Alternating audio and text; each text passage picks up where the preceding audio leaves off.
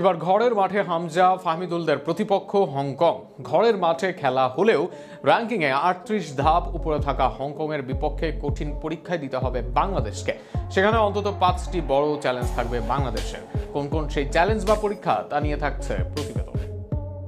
আন্তর্জাতিক ফুটবলে প্রতিটি ম্যাচই বড় পরীক্ষা। তবে সমীকরণ যদি হয় এশিয়ান প্রতিযোগিতার মতো আসরে, তাহলে চাপটা হয়ে যায় কয়েক গুণ বেশি। বাংলাদেশ দল এখন ঠিক এমনই অবস্থানে দাঁড়িয়ে, যেখানে হংকংয়ের বিপক্ষে জয় ছাড়া বিকল্প নেই তাদের।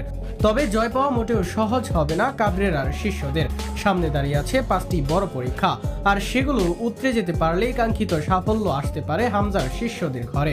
বাংলাদেশ ফুটবলের অন্যতম বড় দুর্বল দিক হলো রক্ষণভাগের ফাঁক ফোকর। শেষ কয়েক ম্যাচেই দেখা গিয়েছে সামান্য ভুল বুঝাবুঝিতেই গোল হজম করেছে দল।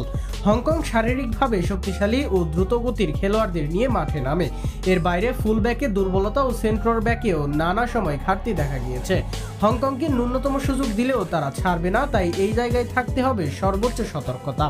গোল করাটাই যেন বাংলাদেশ ফুটবলের সবচেয়ে বড় সমস্যা হয়ে দাঁড়িয়েছে। সুযোগ তৈরি হলেও সেটাকে কাজে লাগাতে পারে না বাংলাদেশি ফরওয়ার্ডরা। হংকংয়ের মতো দলের বিপক্ষে হয়তো খুব বেশি সুযোগ মিলবে না, তাই সীমিত সুযোগকে কাজে লাগিয়ে নিখুঁত ফিনিশিং দিতে হবে। সেখানে যেই সুযোগ পান তাকে দিতে হবে নিজের সেরাটা। এশিয়ায় অনেক ভালো মানের দলের বিপক্ষে বাংলাদেশের ফুটবলাররা শারীরিকভাবে দুর্বল মনে হয়। বিশেষভাবে ম্যাচের শেষ দিকে ফিটনেসের ঘাটতি চোখে পড়ে স্পষ্টভাবে।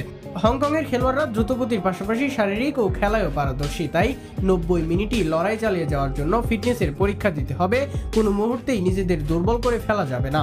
হংকংয়ের বিপক্ষে বাংলাদেশের পরীক্ষা থাকবে টিম কম্বিনেশনে। সেখানে কয়জন মিডফিল্ডার খেলবেন, নাম্বার 9 খেলবেন কিনা, কোন পজিশনে খেলবেন রাকিব, সুমিত, অনেক প্রশ্ন থাকবে। সব প্রশ্নের উত্তর সঠিক করে দিতে হবে কাবরেরাকে।